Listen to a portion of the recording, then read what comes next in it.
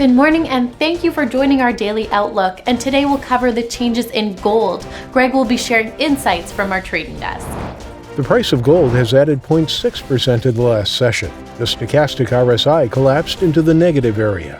The euro-dollar pair has fallen 0.5% in the last 3 sessions. The Williams indicator transitioned into the oversold area. The sterling-dollar pair has added 0.2% in the last session. The MACD has bounced upwards into the neutral zone. The Aussie-dollar pair has stood still in the last session. Stochastic has shifted sharply into the oversold zone. Thank you for sharing with us. Now let's hear from our news department. Weakness in several big tech companies, including Apple and Facebook, sent stock prices somewhat lower on Wall Street. Coinbase Commerce now lets users convert crypto to fiat currencies and stablecoin from within its platform, bringing crypto and fiat currencies ever closer.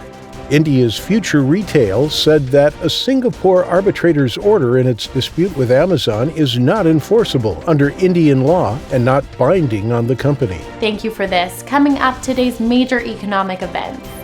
The Swiss CPI will be released at 5:30 GMT. The U.S. ISM non-manufacturing PMI at 1200 GMT.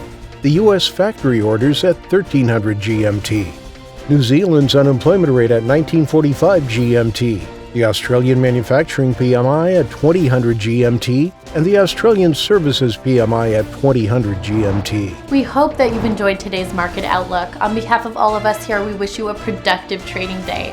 Be sure to join our next review for the latest news and events from the financial markets.